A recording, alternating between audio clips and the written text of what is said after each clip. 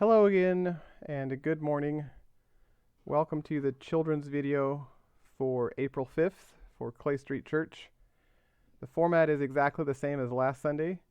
Bethany is going to read the children's Sunday school lesson, and then the Troyer family is going to do another object lesson.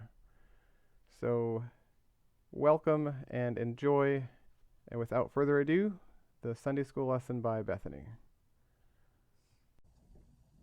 God gives meat and manna. The Israelites entered a great desert country. It was a dry, barren, rocky place with hardly any food for the people or cattle, and this frightened the Israelites. "What a place," muttered some. "Why has Moses brought us here? What does he think we can grow in this sand? And how does he think we can keep our cattle alive here? Our food supply is getting low," they murmured. The complaints were contagious, and soon everybody was grumbling and complaining. It seemed that the whole congregation turned on Moses and Aaron and God. Even though the Israelites had seen God do many marvelous miracles, they still hadn't learned to trust him. It hurt Moses to hear them complain, but God was patient. He told Moses, "I'm still taking care of my people. I have not forgotten them. I want them to know that I am the one who will meet all their needs. I will rain down food from heaven for them, meat in the evening and bread in the morning." Moses and Aaron called a meeting of the people and told them God's promise. "Meat, bread from heaven," the people cried in unbelief.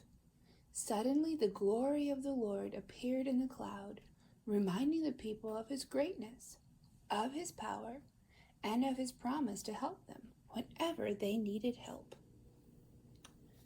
That evening, just as God had promised, thousands and thousands of quail came flying across the sky and into the camp of Israel.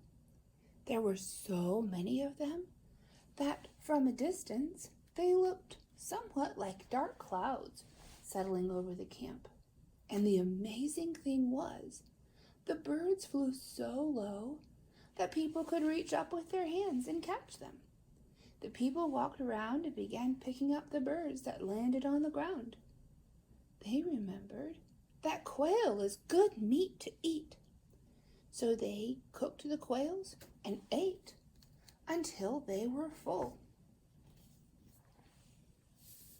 The next morning, something even more marvelous happened. Maybe the children were the early risers and discovered it first. When they got up in the morning, they found the ground covered with little white things that looked like seeds all over the ground. What was this? They had never seen anything like it before.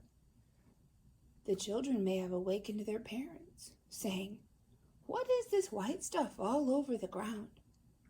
Soon everyone was talking about it. "Manna? Manna?" they asked one another in their Hebrew language. In the Hebrew language, the word manna meant, "What is it?" Moses replied, "It's the bread from heaven that God promised you." "Manna?" they asked as they tasted it. "What is it, and what is it made out of?" They weren't quite sure what it was, but it was sweet. It looked like coriander seed, and it tasted like wafers made with honey, and it was good. From then on, they called the food manna. The people gathered the manna they needed for the day, and the next morning there was manna on the ground again. And it was there the next day, and the next day. Every day, day after day, they awoke to find the manna on the ground, except for one day a week. There was never any manna on the ground on the Sabbath day. For the next 40 years, manna was the Israelites' main source of food. Morning by morning, without fail, God rained down the bread from heaven, and the people simply went out to gather it for their meals.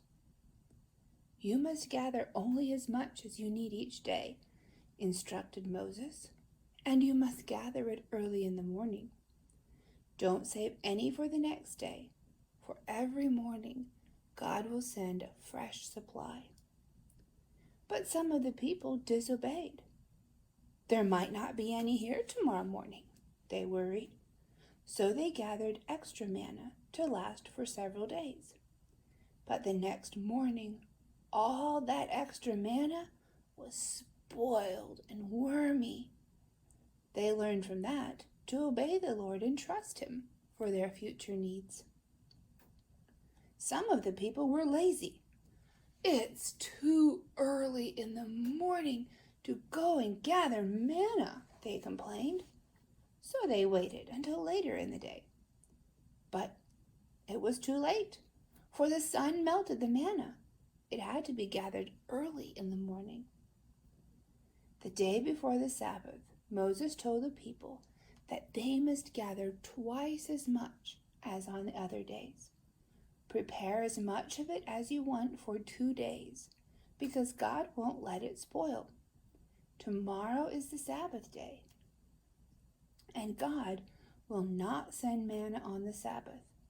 He wants you to keep the Sabbath holy by not working and by resting on this day. Sure enough, the extra manna gathered on the day before the Sabbath did not spoil, and on the Sabbath there was not any manna on the ground, even though some people went looking for it.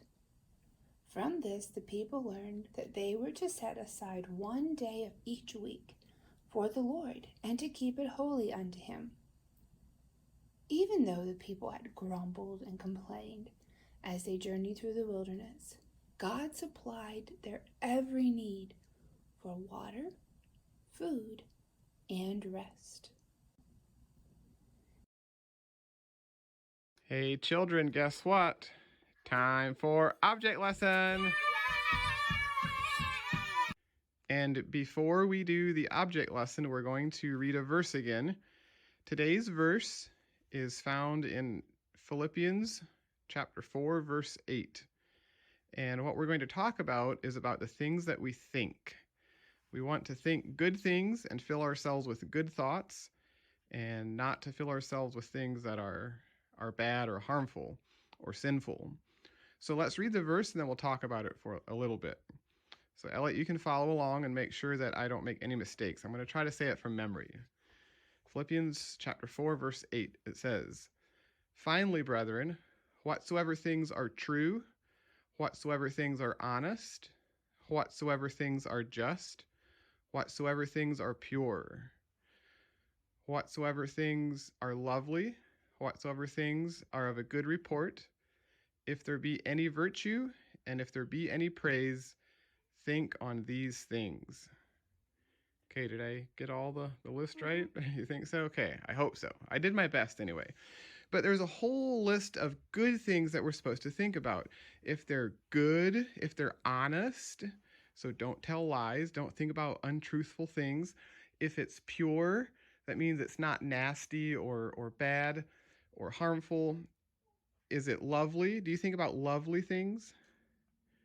Is there a good report? Is it virtuous? All these things? I hope so. Okay. What right now is one of your favorite games that mom and dad don't really want you to play? Cops and robbers. Cops and robbers and shooting. Yeah. We don't want you to play those things. We want you to play good things.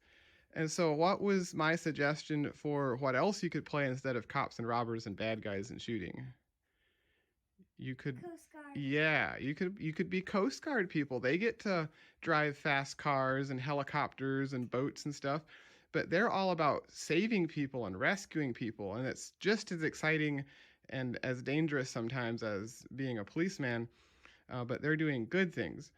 They're saving people, and policemen are good as well, don't get me wrong, but sometimes in keeping people safe, they're asked to do things that we don't want to do as Christians, like shooting and using force and violence and things like that. So we want to rescue people and do good things. So cops and robbers is an action that you take, but the reason that we don't want you to play games, action games like that, is because we're afraid, or actually we know, that it will start affecting the way you think and the way that you look at life. And so let's next now go to the table, and I have an object lesson for you that can hopefully show you how what we think is very, very important, and what we do shapes what we think. So let's meet at the table.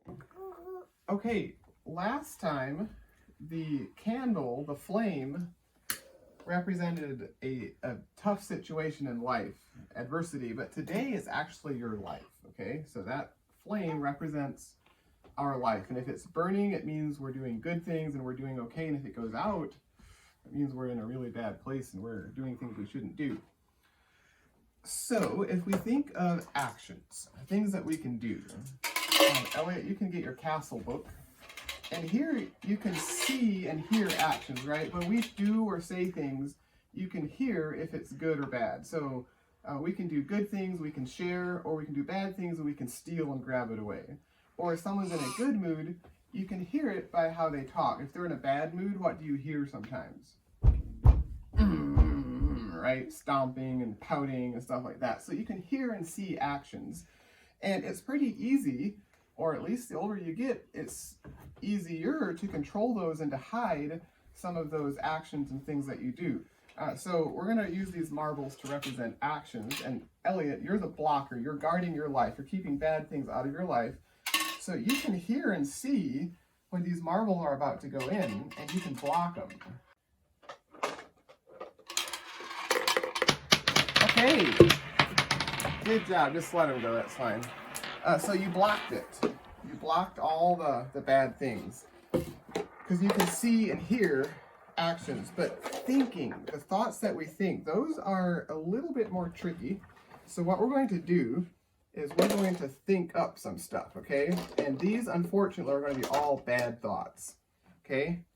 So let's put in some soda and some vinegar. And look at all those bubbles. In a cartoon, when people are thinking things, you have thought bubbles, right? Well, these are hundreds and thousands of little bad thought bubbles of people thinking bad things. And what we're going to do is we're going to take, now watch this. We're going to take these bad thoughts and we're going to put them in here, Elisa. Watch. All these bad thoughts. We're going to dump them in there. And we're going to cook up another batch of bad thoughts. We want a whole bunch of thinkings to demonstrate something then. So let's put some more bad thoughts in here. Do you see anything go in? Can you see those thoughts? You can't see them. Can you see these bad thoughts, the bubbles? Well, every time you think something bad, it has to go somewhere. Something's happening with it. Put some more bad thoughts in there, and then one more batch. I want to make sure that this works.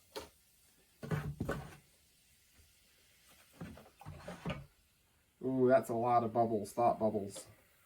Lots of bad thinking. Let's get all those bad thoughts. We're going to pour them in here.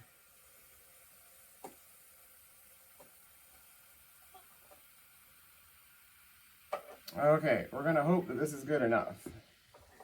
All right, we're going to take these bad thoughts. And Elliot, if you see or hear anything, you can block it again, okay? But only if you see or hear something. So get your book ready. Here we go. Whoa! Why didn't you block it? You didn't see them or hear them, did you? But there were lots of bad thoughts in here, enough to put out the candle. Now, do you know what happened? Shall I explain what happened?